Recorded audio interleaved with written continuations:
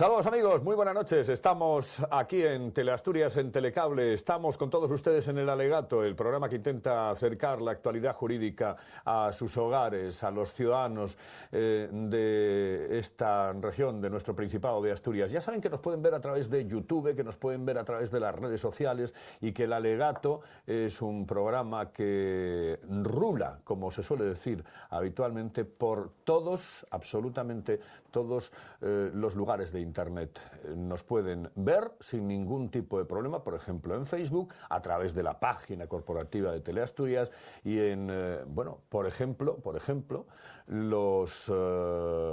las redes sociales que controlan Luis Pérez Abogados, porque si ustedes están atentos a esta pantalla, han de saber que este programa lo realizan las gentes de Luis Pérez Abogados. Hoy tenemos un tema, yo diría que muy de actualidad, pero es que está de actualidad desde que el mundo es mundo. El tema del derecho de familia. Hoy vamos a tratar ese derecho de familia. ¿Qué consecuencias tanto patrimoniales, personales, genera una separación o un divorcio, por ejemplo? Para dar respuesta a estas cuestiones nos acompañan el letrado Luis Pérez Fernández, abogado en ejercicio y titular del despacho Luis Pérez Abogados en la ciudad de Oviedo, y su compañera Ángela Fernández Carrero. Don Luis, muy buenas noches, saludos cordiales. Buenas noches, Carlos. Muy buenas noches.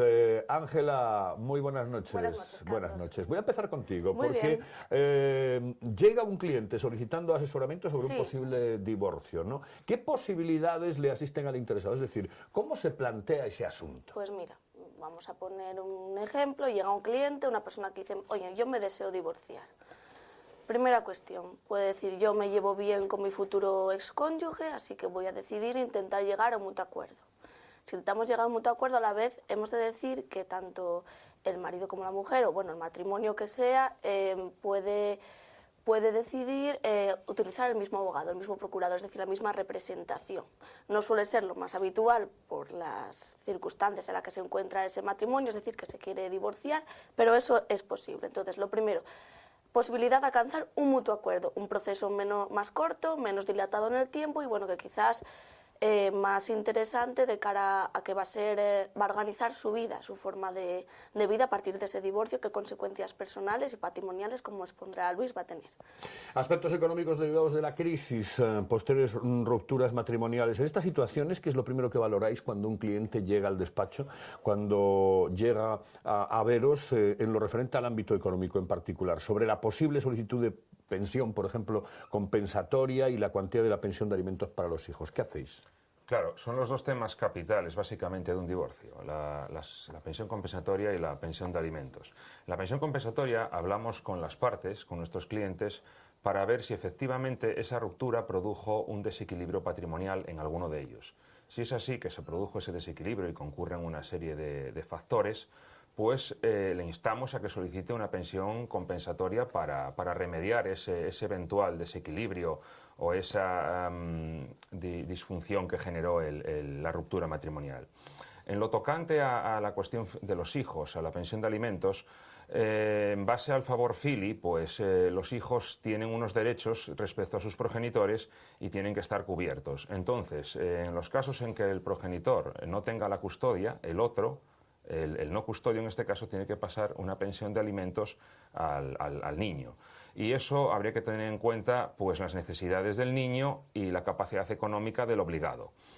Genera no pocas controversias, porque todo el mundo quiere mucho a los hijos, pero sucede que a la hora de pagar, pues la gente cree que ese dinero va para el otro cónyuge, que no va directamente para las necesidades del niño, y entonces ahí nosotros tenemos que hacerle ver la realidad que hay y que los tribunales en ese sentido no se admite duda alguna. El interés del menor prevalece sobre cualquier otro. Claro, ahora Luis, del tema menores, que es el principal problema que se suscita normalmente en estas historias. ¿Quién se queda con los niños? Porque uno de los principales debates y uno de los problemas que se plantean jurídicamente es quién se lleva la custodia, ¿no? ¿Quién es el que va a convivir con ellos? Es una apreciación muy importante, yo ahora mismo te contesto, pero retomando la primera cuestión. tenemos que ver si hay un mutuo acuerdo o si es un divorcio contencioso. Si hay un mutuo acuerdo, los padres, siempre que no afecte pues, al especial interés del menor, que es ese concepto jurídico indeterminado que alegan los tribunales, ese que se puede encontrar en las leyes, pues pueden decidir cómo se van a distribuir la guardia y custodia de ese menor, compartida o individual. Pero ¿qué pasa? Que muchas veces estamos en un procedimiento contencioso. ¿Y aquí qué puede ocurrir? Que va a ser un juez, un tercero, el que dirima y el que acabe imponiendo una solución sobre qué voy a hacer yo con mi hijo, quién lo va a cuidar y quién se va a quedar con él. A este respecto, interesante, la tendencia actual de las resoluciones judiciales que estamos viendo están otorgando generalmente una guarda y custodia compartida.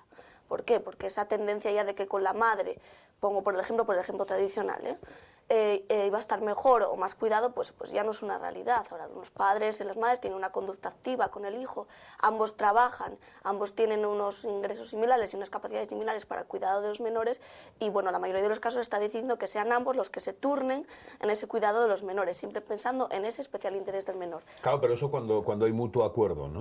Cuando hay mutuo acuerdo y en defecto de mutuo acuerdo en un contencioso, siempre que se den estos caracteres de paridad en las condiciones de los padres para poder acceder al cuidado y manutención del menor, pues se entiende que el especial interés del mismo es que ambos padres ostenten esta guardia y custodia compartida.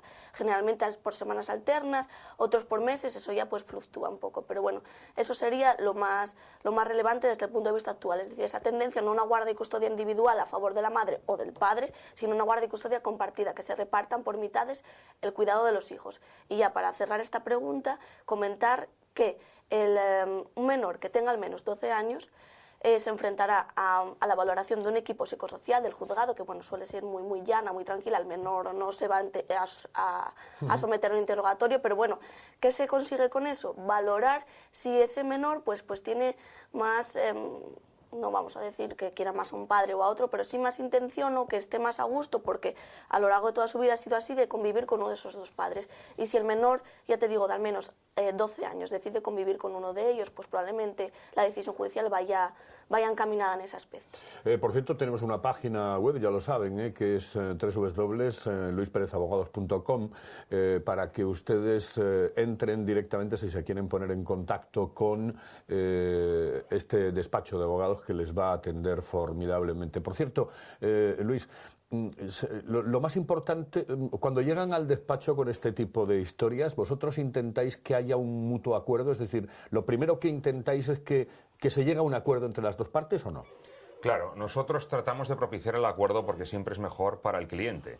Siempre es mejor llegar a un acuerdo, que las partes adopten las medidas que consideran adecuadas para ambos, y eso da una certeza, una seguridad y se ahorra tiempo y dinero. Nosotros lo que tratamos por todos los medios es que nuestros clientes queden lo más satisfechos dentro de la medida de nuestras posibilidades. Por eso creemos que el acuerdo es la mejor opción siempre. Lo que sucede es que a veces las posiciones y las posturas están tan enquistadas y hay tanta fricción entre ellos que es muy dificultoso llegar a esos mutuos acuerdos, que son los más deseables, lógicamente. Por cierto, Ángela, antes te comentaba el tema de las decisiones judiciales, ¿no? Sí. Estadísticamente dicen que siempre se le da la custodia, en este caso de los niños, de los pequeños, de los menores, a la madre. ¿Es cierto esto? ¿Puede haber un agravio comparativo con respecto al padre o ha habido anteriormente agravios comparativos con respecto al padre? Yo creo que actualmente no, y además yo creo que se trata de una cuestión social evidente, de que en nuestros días un padre y una madre, en incorporación al mercado laboral y demás, pues tiene una relación prácticamente de igualdad con los hijos. Y yo creo que actualmente, como te comentaba, estamos teniendo una tendencia siempre a unas guardas y custodias compartidas, intentando equiparar esa obligación de cuidado de los hijos de forma paritaria para el hombre y para la mujer, para ambos padres, no esa simple tendencia que sí no te voy a negar, que quizás hace ya varias décadas, hace no tantos años, pues sí que la mujer pues era la que se encontraba en el hogar, la que cuidaba a los hijos, y bueno, en las primeras sentencias de divorcio sí que se extendía esa esa guardia y custodia individual para las madres y no a favor tanto de los padres, pero bueno, yo creo que actualmente, y lo vamos viendo cada día en el despacho y en resoluciones judiciales, no, ahora la regla general estamos hablando de una guardia y custodia compartida, esa sería la norma general en un caso estándar. Luis, dejamos el tema de los menores por el momento, después lo podemos retomar, pero hablamos del patrimonio, es decir, la pasta, el dinero, ¿no?, que tiene el matrimonio. Ese problema fundamentabilísimo también de los acuerdos. ¿Dónde se va ese dinero? ¿Cómo se reparte? Bueno, claro, los problemas de los acuerdos siempre vienen, aparte de por la guardia de custodia, que ya refirió muy bien mi compañera, por el tema económico. El tema económico, ya dijimos antes que la pensión compensatoria y la pensión de alimentos son cuestiones importantes, pero claro, la cuestión de cómo se reparte ese patrimonio habido durante la convivencia, esas viviendas, el coche, el dinero, todo eso también genera pues conflicto. Genera conflicto junto con la atribución de la vivienda. La vivienda, que es el domicilio familiar, que lógicamente va a quedar atribuida al menor y al cónyuge que lo tenga bajo su guarda. En ese caso, salvo que haya una custodia compartida, como muy bien dijo mi compañera, y entonces a lo mejor sale un padre una semana y entra el otro la semana siguiente y el menor es el que se queda ahí. Bueno, dejando eso a un lado, el tema de los regímenes económicos del matrimonio tiene su importancia porque en defecto de pacto regiría el régimen legal de las sociedades gananciales. Entonces, ¿eso qué implica? Que todos los bienes y ganancias que se hayan obtenido a lo largo del matrimonio son por igual para ambos cónyuges. Se repartirían por mitad una vez finalizado el mismo. ¿Qué sucede? Vienen problemas relativos a la valoración de esos bienes, a qué bienes integran el activo de esa sociedad, o a lo mejor porque hay algún bien que fue privativo, o que un bien privativo, supongamos por ejemplo, alguien que heredó un piso y con ese dinero lo aportó a las sociedades gananciales, luego a la hora de disolver eso y de liquidar hay que discernir qué es lo que era privativo y lo que era ganancial, y bueno, eso genera bastantes problemas, porque no olvidemos que es como una sociedad al uso, hay dos socios y hay que repartir cuando se rompe la sociedad.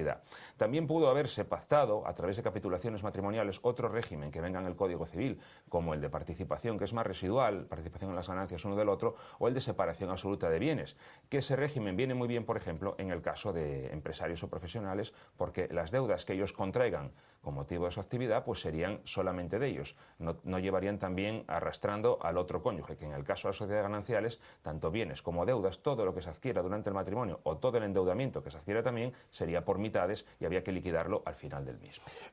A mí me parece tremendamente interesante sobre todo el tema de la separación de bienes. Yo creo que es algo que las parejas dicen, bueno, claro, es que estamos hablando de cuestiones materiales y es que nos queremos mucho, sí, os queréis mucho, pero tenéis que entender que las relaciones pueden empezar, pero también se pueden acabar en un momento determinado. Entonces, aconsejar, yo creo que en eso podemos estar de acuerdo, que el tema de la separación de bienes cuando uno va a contraer matrimonio es tremendamente importante, ¿o no?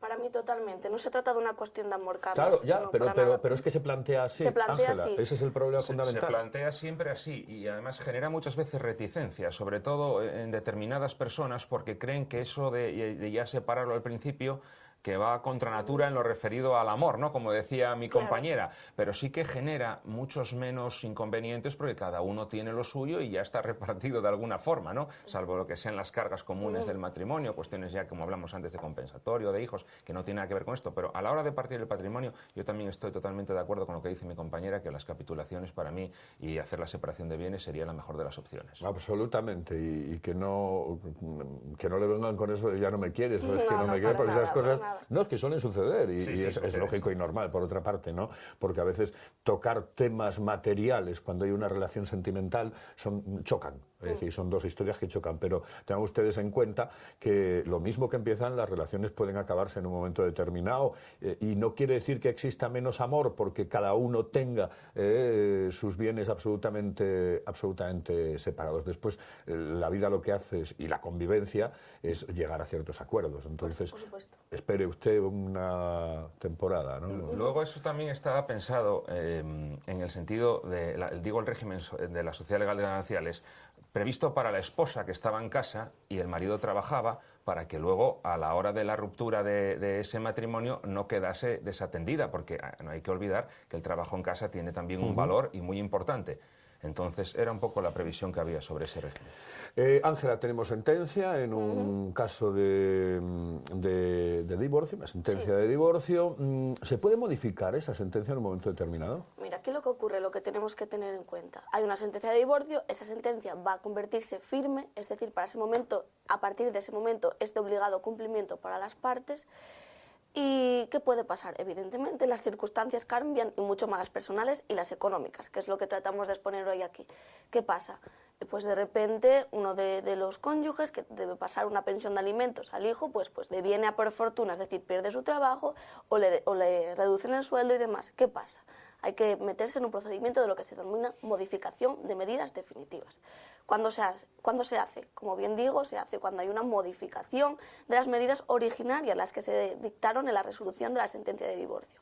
Y eso es una cuestión de prueba, de demostrar, oiga, pues yo ahora antes ganaba X y ahora gano Y. No le puedo pasar a mi hijo la cantidad X, sino que tiene que reducirse. O también las personales, por ejemplo, oiga, pues yo ahora tengo más tiempo, tengo más posibilidades y deseo acceder a un régimen de guardia y custodia compartida. Tendremos que ir a un procedimiento también a solicitarlo, en el caso de que primeramente se haya otorgado una guardia y custodia individual. Tampoco esto se puede tomar por la regla general, es decir, no se puede estar acudiendo todo el día por pequeñas cosas, por pequeños motivos personales a un procedimiento judicial, y menos cuando hay menores interesados. Sí, acaba casándose el juez, a intentar todo el día cambiar. Ay, no, pues que un día me lo trajo a las 7:30 y ahora quiero que todos los días me lo traiga a las 6 los domingos. Dentro de una lógica y dentro de una razón, y que nadie mejor que la pareja o las parejas es la que tiene que decidir sobre cómo va a organizar su vida. Oye, ¿y si se incumple? Si se incumple la sentencia, lo que tenemos que hacer es ejecutarla. Y eso nos pasa prácticamente a diario en el despacho. ¿Y eso es fácil? Es decir, vamos a ver, la justicia española tiene fama de ser un poco lentorra, ¿no? ¿Se lleva a cabo...? Sí y no. En Asturias estamos teniendo procesos bastante de un tiempo, que podemos decir en un mes, que, por ejemplo, nos llega un cliente. Oiga, que mi exmarido no está pagando o mi exmujer no está pagando la pensión de alimentos a mi hijo. No te preocupes, presentamos demanda solicitando la ejecución de la sentencia, los términos en los que se dictó. Ponte que en un mes o así. Problema. Si nos vamos a los juzgados de Madrid, que también tenemos casos, tenemos una espera de meses. Y cuando digo meses, ya digo unos 4 o 5 meses. Meses en los que este niño o esta mujer o este hombre no está cobrando la pensión compensatoria. Entonces depende un poco. Y además, eso desde el punto de vista judicial, pero luego también está la labor del abogado de enfrente o de la persona de enfrente que por lo que sea no desea pagar y no alega otro motivo y nos entorpece un poco ese procedimiento, con lo cual tenemos que tener la parte judicial y la parte también contraria, que cuando no pagas porque muchas veces no lo desea o porque no puede. Pero, oiga, si no pueda, presente una modificación de medidas y no nos enturbie un procedimiento que es legítimo y está puesto una sentencia que usted tiene que pagar X al mes a su mujer, es marido o a su hijo. Pues hablamos precisamente de eso, Luis, el tema económico. Pregunto lo mismo que le decía Ángela con estas otras historias. Incumplimiento. Sí, pues en el mismo sentido. Hay que ir a una demanda ejecutiva y tratar que por la vía de apremio embargos, pues intentar recuperar a esa persona el dinero que se le está debiendo. Y muchas veces sucede que la gente deja de pagar un mes, deja de pagar 2 meses, deja de pagar 3 meses, hasta que el otro ya ve que no hay forma de recuperar ese dinero, que se lo pague por las buenas, mete la demanda ejecutiva con las consiguientes costas, intereses y demás, y lo que antes a lo mejor hubieran sido 1.000 euros pagados a 100 euros al mes se convierten en cerca de 3.000 y pagados todos de un tirón, y si no puede, pues le van a embargar una casa, un piso, un coche o las cuentas o el salario, lo que sea. Formas de evitar procedimientos judiciales en el ámbito del divorcio. Muy interesante y algo, bueno, vamos a decir de reciente creación, pero sí que está arrancando y que cada vez pues los abogados lo proponemos más y se intenta la mediación familiar.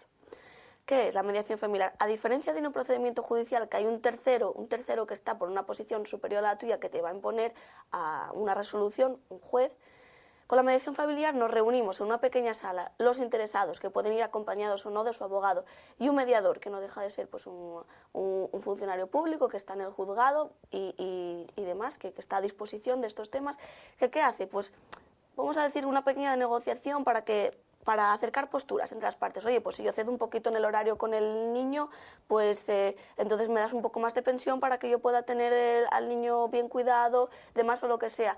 ¿Y qué pasa? Que su cumplimiento va a ser mucho más efectivo porque nadie nos está imponiendo y nadie se siente perdedor, que yo creo que es lo interesante, que muchas veces en estos procedimientos de familias a uno siempre le queda una pequeña espina clavada pensando que perdió, que cedió o que esto no debería ser así. Y es cuando ahí vienen los incumplimientos de sentencias, porque muchas veces vienen por pequeñas inquinas personales y no tanto por incapacidades económicas de cumplimiento. Entonces, interesante. Si vemos que las posturas no están muy enquistadas, que a veces dices, no, esto no va a haber forma de que hablen, incluso que hablen es peor, vamos a mediación. Vamos a mediación familiar, que es un procedimiento, pues como digo, que nadie nos impone una solución, que está mediado y que está consensuado y que, bueno, facilitar, sobre todo en estos temas tan personales, facilitar el cumplimiento de lo acordado. Eso es lo interesante. A lo largo del tiempo todo ha ido cambiando en el tema de los divorcios, etcétera. ¿Qué tendencia es la que existe en la actualidad? ¿Llegar a acuerdos prejudiciales para no llegar a un juicio que, ya sabes, va a fastidiar a todo el mundo, porque una de las dos partes se va a quedar fuera, pero la otra va a pasarlo también mal? ¿Cuál es la tendencia en nuestros tiempos actuales? Realmente yo no lo denominaría tendencia, sino un poco la actitud que el abogado o el despacho al que se le encarga el asunto toma respecto a ese asunto concreto. El abogado está para resolver problemas o para tratar de resolverlos de la manera que pueda. De la manera que puede y de la mejor manera para el cliente. Desde nuestro punto de vista, por la experiencia, consideramos que la mejor manera es a través de un acuerdo, porque al acuerdo, como muy bien dijo mi compañera, llegan las partes y son mucho más difíciles de romperse y nadie se siente perdedor. Entonces nosotros intentamos hacerle ver a la persona, salvo que sean cuestiones descabelladas y que no haya por dónde y que la otra parte esté pidiendo cosas que perjudica a nuestro cliente a tope, nosotros lo que tratamos es de llegar a un acuerdo, pero en una posición de igualdad para ambas partes, hacerles gastar el menos dinero posible y resolverles el problema. Entonces, el acuerdo en estas cuestiones, máxime cuando hay hijos, es fundamental porque es muy poco dramático para los chiquillos. Los acuerdos no se suelen romper y todo el mundo dentro de ese mal momento que suponen las crisis matrimoniales, pues está bastante mejor que ir a un juicio, que llevarlos al equipo psicosocial a los pequeños, que los vea el juez, que luego la contienda judicial, el tiempo, el dinero, bueno, todas esas cuestiones que se plantean. Entonces, yo creo que nuestra posición es siempre llegar al acuerdo. Si vemos que nosotros no somos capaces de propiciar ese acuerdo, la segunda opción es la que dijo muy bien mi compañera, intentar que a través de la mediación familiar sean ellos los que con otro interlocutor lleguen a ese acuerdo, siempre asesorados cada uno por su respectivo abogado, porque hay muchos abogados que en el tema de la mediación familiar, por desconocimiento quizás, tienen miedo en el sentido de mandar al cliente a mediación porque creen que pierden al cliente, y no es así. El cliente viene a ti y tú tienes que asesorarlo, pero a lo mejor tú no eres capaz de propiciar ese ambiente en el cual haya una situación pues idónea para lograr ese acuerdo. Entonces tú lo llevas a mediación y agotas todas las vías. Que vemos que ahí no es posible por multitud de factores, porque la otra persona está enquistada, porque el propio abogado contrario tampoco favorece el acuerdo, pues entonces no te queda más remedio que iniciar la contienda judicial. Una vez que inicias la contienda judicial, también antes del pleito puedes llegar a otro acuerdo, porque igual es un acicate a que el otro le hayas hecho reconsiderar la postura inicial y intentar otra vez transformarlo en un acuerdo, en un mutuo acuerdo, y aquí paz y después gloria. Pero repito, yo creo que no es una cuestión de tendencias porque depende de muchos factores, depende de cómo sea el abogado, si es un abogado conciliador o es un abogado que prefiere ir más a litigar, a la contienda, depende de cómo sea el cliente, de cómo venga el cliente, de cómo haya sido la relación entre las partes, depende de muchos factores y yo no te sabría decir ahora ni a nivel estadístico tan siquiera, porque a veces entran unas personas por la puerta y lo comentas, estos van a llegar a un acuerdo y no llegan de ninguna manera. En cambio, otros que vienen muy enquistados, cuando les explicas en qué consiste el procedimiento, cuando les explicas que a lo mejor para liquidar el régimen de gananciales que hablamos antes hay que meterse en un gasto, hay que nombrar un partidor, una tercera persona, peritos y demás, la gente también reconsidera su posición porque ve que se va a meter en un gasto importante. Yo lo que te puedo asegurar es que nosotros desde nuestro despacho propiciamos siempre los acuerdos siempre que podamos y siempre en beneficio de nuestros clientes, porque repito, el hecho de que tú aconsejes a un cliente a llegar a un acuerdo en un asunto concreto, yo creo que es bueno siempre para el cliente. Claro, y además es que alguien puede entender y dice, no es que vamos a perder el cliente, ¿qué va? Al final lo vas a ganar porque se va a fidelizar muchísimo más a ti, ¿no? Es decir, coño, hizo algo por mí que posiblemente, incluso perdiendo la posibilidad de llegar a un juicio y sacar más dinero. Pero, claro.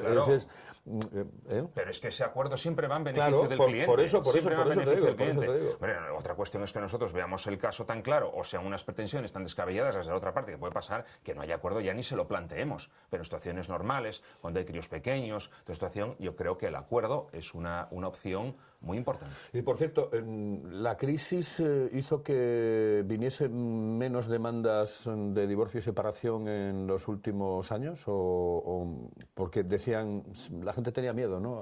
Claro, dicen, no tengo ni para cantar, ¿cómo me voy ahora a separar? Ahora va repuntando un poco, va repuntando un poco y se vuelve a mantener en niveles más o menos de cierta normalidad. Pero sí que es verdad que 2 años atrás o por ahí había bajado porque, entre otras cosas, porque la gente tiene en la cabeza que siempre va a ir a la contienda judicial y siempre va a ir a litigar al juzgado y le va a suponer unos gastos pues que evidentemente no puede asumir en ese momento. Si la gente fuese a lo mejor con otra mentalidad y llegara a un acuerdo, pues hubiera podido divorciarse durante la crisis de la misma manera y asumiendo unos gastos pues bastante normales. Muy bien. Para finalizar, ¿cómo es el proceso? Es decir, cuando llega alguien al despacho por este tipo de temas, no sé, son temas de especial sensibilidad, con los que tienes que tener una especial sensibilidad, ¿no? Sí, a veces pienso que aquí, bueno, recibimos y tenemos que actuar un poco sin intrusismo alguno, pero un poco de psicólogos. Sí. Porque, bueno, claro, te cuentan, es normal, quieren hablar, quieren exponer, porque, oigan, no es como una persona que va por cualquier otro tema, no va por un tema de su familia, de su intimidad, con lo cual, un asesoramiento cercano, bueno, como hacemos con cualquier cliente, las opciones que, bueno, a modo de resumen, opciones mutuo acuerdo, contencioso, hay gente que ya lo tiene claro desde el principio, hablamos con el abogado de la otra parte, vemos si se puede alcanzar ese acuerdo, si nos seguimos en vía judicial, obtenemos la sentencia de divorcio con las medidas personales y patrimoniales que hemos comentado, y si se trata de un contencioso y había un régimen de sociedad legal de gananciales, pues iremos a otro procedimiento a liquidar ese régimen. Cuestión importante, y remarcamos lo del mutuo acuerdo. Si tenemos desde el inicio este procedimiento de mutuo acuerdo, podemos liquidar los gananciales en el mismo convenio regulador del divorcio, que es una cuestión bastante interesante, que no nos facilita, que no tenemos esa misma opción en esa vía, en una vía contenciosa. Podemos tener o un solo pleito, que consistiría en una mera ratificación en vía judicial, o al menos 2 pleitos. No tenemos tiempo para más, pero vamos a continuar dentro de 15 días con la misma historia. Vamos a seguir hablando de matrimonios, ¿eh? Estamos muy conciliadores en este caso porque vamos a hablar de las relaciones, de las uniones extramatrimoniales, ¿de acuerdo? Muy bien. Muy buenas noches, saludos. Saludos. A ustedes, dentro de 15 días, aquí, ya saben ustedes que tienen una cita con el Alegato, el programa que intenta acercar la actualidad jurídica a los ciudadanos, aquí en Teleasturias, en Telecable. Señoras, señores, muy buenas noches.